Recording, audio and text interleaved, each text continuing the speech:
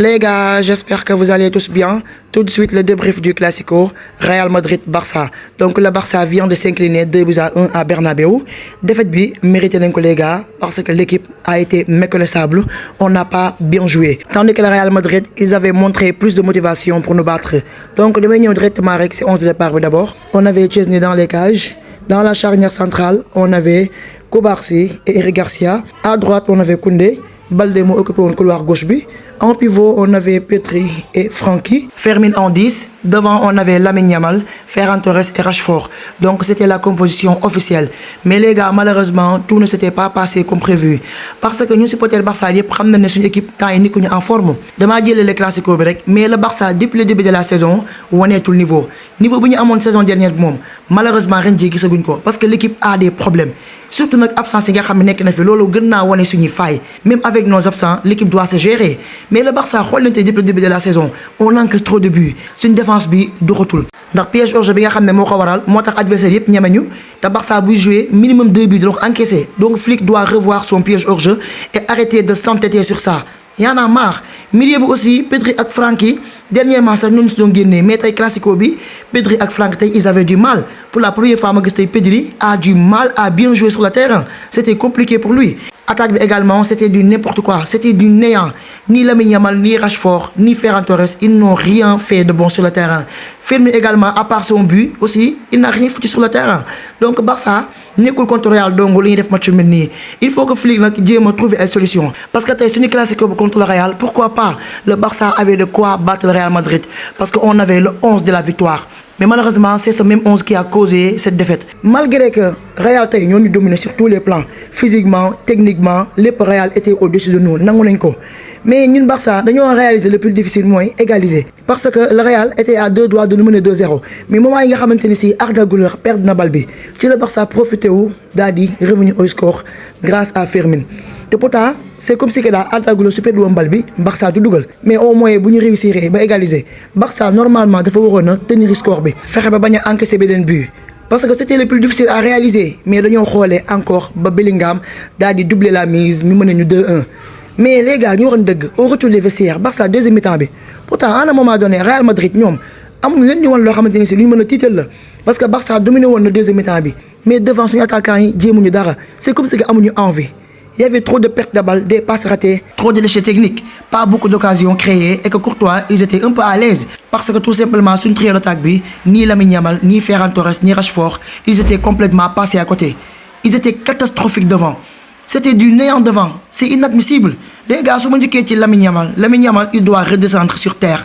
Lamine Yamal, il faut commencer à donner arrogance. Mais là, on a vu que Lamine Yamal, dans la saison, on a commencé à dire que Lamine Yamal n'a pas le percuter. Lamine Yamal n'a pas aller en duel, n'a pas coller la ligne, n'a pas faire des passes de caviar ou bien essayer de faire des crochets ou chercher le numéro 9. Les Lamine Yamal, il a balbi, il fait des passes en retrait, il fait un tour. On n'est pas habitué à ce genre de choses qu'il fait sur le terrain. Donc Lamine Yamal ne revenir sur terre, te concentrer au football. Parce que tant ça se voit que Lamine Yamal, il est déconcentré. Nous avons dit que Lamine Yamal est au niveau. Tu peux continuer à critiquer dina gëna yok parce que nul n'est au-dessus du club. Joueur ak no mën ci tollu ak dayo bo am ci club bi ak niveau bo mën ci am mais bo nekké notre meilleur joueur so défé ay match yu bon diko téglé dañ lay wax deug kané say match dala baax aussi lolu mo dal Lamine Yamal. Donc soit day bien répondre présent sur le terrain soit mu tok ci banc bi Rooney Badji bi nga xamné amna envie mu dugg parce que banc des fois day baax ci joueur ak niveau bo mën ci am buñ la ñamalé banc touti lolu daf lay motiver.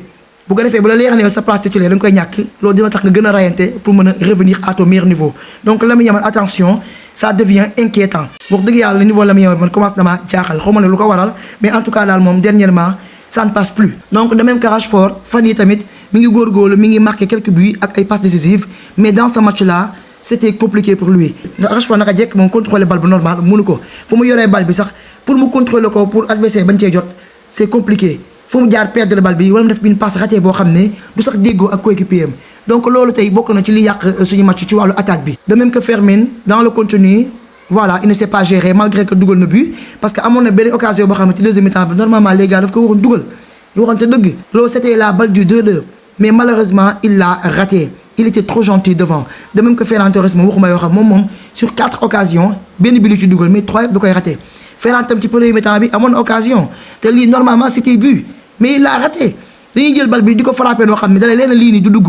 Courtois soo bëggee am but ci kawam il faut être méchant devant les buts nga def frappe boo xam ne dalee leen lii nii du ko mën a téye kenn donc laa xam ne les gars flopé wu ci match bi muy Chesney parce que Chesney bi mu encaissé premier but bi man yaakaaroon naa dina encaissé yeneen mais franchement il s'est réveillé très vite et am na partie yoo xamante ne si moom moo sauvé Barça parce que frappe yi nga xam ne joueur Real def nañ ko bul woon Chesney dañuy encaissé donc bravo à Chesney merci à lui il nous a tant sauvé avec des tirs cadrés avec des parades y compris penalty bi nga xam ne Mbappé am na ko mais Chesney il a été intelligent parce que Mbappé buy doo penalty benn côté lay dóoree te loolu gardien bari naanuñu ko Chesney tey jii il a tenté sur le même côté que Mbappé a frappé la balle mu génnee ko.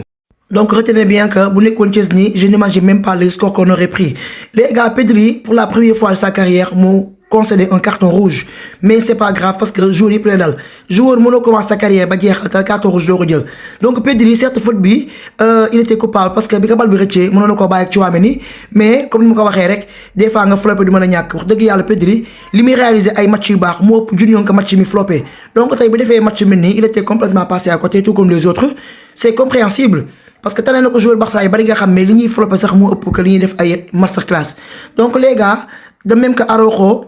Donc les gars ci deuxième mi-temps bi Araujo duggoon na comme faux neuf malgré que Carvajal defoon na faute si moom daa koy poussé mu daanu te loolu normalement c'était penalty péno bu leer naññ la arbitre bu ko sifflé woon kon Barça dina revenir à 2-2 de même que bii Bellingham aussi Huijsen dafa gaañ ko baax si avant comme yu dugal donc loolu bu nga xoolee aussi mën nañu annuler bii bi malheureusement que loolu lépp amu ci parce que boo leen seetloo gis nga équipe soo deful match bu baax même arbitre bi defee ay erreur ci yow sax loolu du feeñ parce que match bon bi nga joué ci li ñu gën a basé wu te même si feene match bi mu desee 2 minutes Koundé am na bal bu baax bu ko Lamine Yamal passe au lieu que mu mbëkk mu dugg mu nekk fi naan day jékki-jékkal je sais pas ce qu'il cherchait à faire donc occasion yi nga xam ne raté nañ ko arbitre bi aussi penalty bi nga xam ne xañ nañu ko loolu aussi duñ ci basé wu pour mën a làqatu ci suñu ginnaaw défaite bi Barça defuñu match bu baax te défaite bi dañ ko mérité il faut l'admettre donc li ma si métti mooy Real instant yi ëppale nañu 5 points d'avance certes na des ci championnat bari na mais on ne sait pas ce qui va se passer ndax Real Madrid bi ma gis ni ren ji narul perdre ay points yu bari donc Barça su bëggee rattraper 5 points yi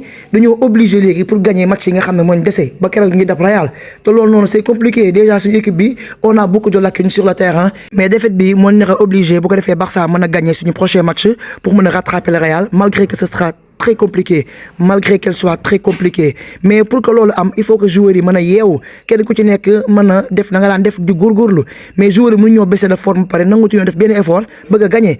Flick également doit trouver des solutions bu ko defee équipe bi mën a nekkaat comme daaw en attendant le retour de nos blessés tels que le grand Rafinha. Donc Flick il faut que mu ñam loola mu ñamal banc bi prochain match mën naa dugal Rooney Bardi ndax loolu message bu ngay lancé la bu ko defee mu mën a revenir à son meilleur niveau parce que xam na ne concurrence bi c'est un peu acerbe actuellement donc Lamine Yamal il doit goûter au banc pour mieux réfléchir de son niveau actuel.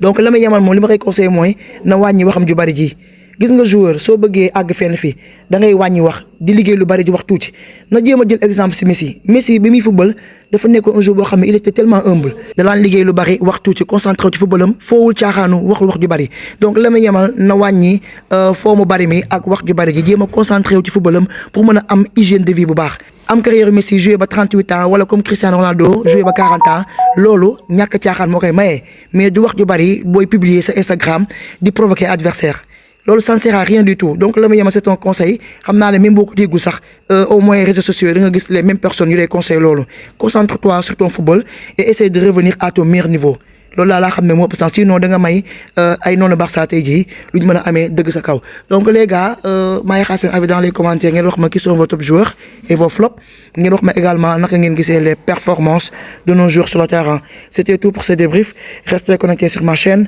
prenez tout soin de vous et à très vite.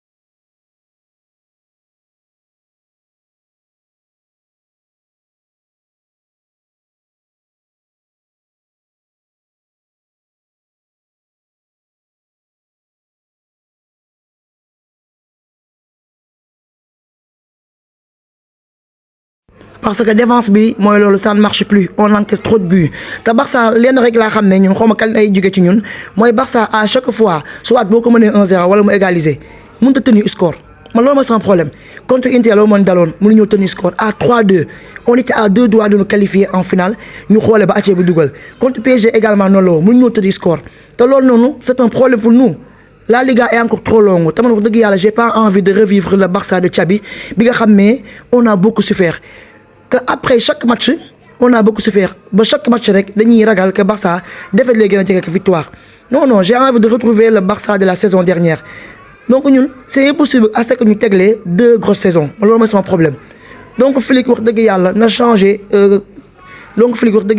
na changé tactique am bii piège hors jeu bi ça ne marche plus su mënee tester un 4-3-3 parfois dina baax wala même bu resté ci 4-2-3-1 bi na bàyyi système hors jeu bi na bàyyi piège hors jeu bi jéem a xool yeneen solution yi muy trouver bu ko defee na bàyyi piège hors jeu bi jéem a trouver yeneen solution wala même fekkee day resté ci 4-2-3-1 bi au moins sax mu dindi piège hors jeu bi mën na ko bay dindi à 100% mais yenn match yi jaru ko booy jouer équipe mel na Real nga xam ne seen joueur dafa gaaw bu jouer piège hors jeu amal loo jouer nga bàyyi sa joueur yëpp derrière ñu mën a bien défendre sur le terrain nga xam ne dinañ défendandoo collectivement nga xam ne joueurs yi dinañ mën défendre collectivement tout comme le fait le PSG ñoom ñooy défendandoo nga xam ne joueurs yi dinañ mën a défendre collectivement en même temps milieu bi moom côté Pedri Frenkie ça va mais franchement les gars il faut chercher ces joueurs que je viens de vous citer là mais mënuñu fu ñu toll rek fu ñu égaliser wala ñu mën a 1-0 ñu xoolee ba encaisser parce que Barça mënut a gérer score même saison dernière bi on a marqué plus loolu moo tax affaire yi fii ñu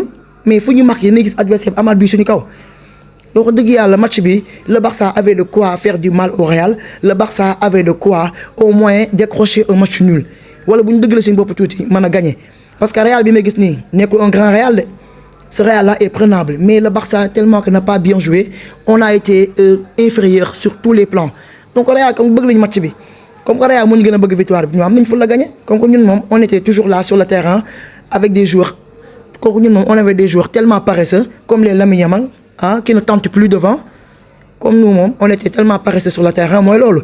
Les gars aussi rouge Pedri bi mooy loolu comme que nos joueurs moom ils sont tellement paresseux que jéemuñ dara en même temps rouge Pedri bi les gars Pedri dama ko blâmer parce que c'est la première fois que mu jël rouge ci carrière am lii parfois ça arrive que mu jël rouge et que premier jour bi mu am moom c'était normal que mu tiré ci maillot Vinicius parce que bu ko bàyyi mu dem but day am donc il était obligé lii moom jour yëpp a koy def Modric defal na ko Messi donc supporter Real yi ñi ngi commencé naan Pedri il est nul ñoom comprendre naa c'est la culture de l'instant donc supporter Real commencé naan Pedri il est nul parce que téye na maillot Vinicius bi donc gis naa supporter Real naan Pedri il est nul parce que donc je vois les supporters de Real naan Pedri il est nul ndax dafa téye maillot Vinicius bi loolu du ay waxi nit loolu du waxu football Pedri ku ne xam ne du morom benn milieu mais parfois il arrive que mu flopper parce que nit la comme ñëpp mënu tout le temps di réaliser ay masterclass ndax faute bi mu def nii Modric defoon na ko ci Messi tiré maillot bi loolu yàqul dara ci sa niveau ak sa talent mais c'est la culture de l'instant je les comprends parce que victoire bi yàgg nañ koo xaar et que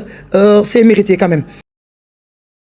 Bref, on n'a pas bien joué, on ne s'est pas géré, on a perdu le match. Donc Real moo joué moo gagné. Léegi ma si metti mooy à 5 points d'avance xawma comment on va faire pour revenir. Mais la saison est encore longue. L'essentiel nekk daal mais la saison est encore longue. L'essentiel nekk daal mooy Flick jéem a trouver des solutions li nga xam ne mooy suñu lacune jéem ko teg fee. Quant à Ligue des Champions ba les gars pour l'instant nañ ci génne suñu xel parce que amaguñu équipe bu jël Ligue des Champions niveau bi amaguñ ko. Pour l'instant nañ jéem a lijjanti la Liga en attendant ñu jéem a récupérer tous nos blessés. Pour l'instant daal nañ jéem a rester pour la Liga récupérer tous nos blessés bu ko defee équipe bi mën a revenir à son meilleur niveau et redevenir compétitive comme la saison dernière. Donc maa ngi xaar seen avis dans les commentaires les gars ngeen wax ma qui sont vos top joueurs et vos flops mais selon man moom toute l'équipe a floppé sauf Chesney mais selon vous wax leen ma kan nga gis ne moo floppé ak kan moo faire un bon match. C'était tout pour ce débrief. Restez connectés sur ma chaîne. Prenez tout soin de vous et à très vite.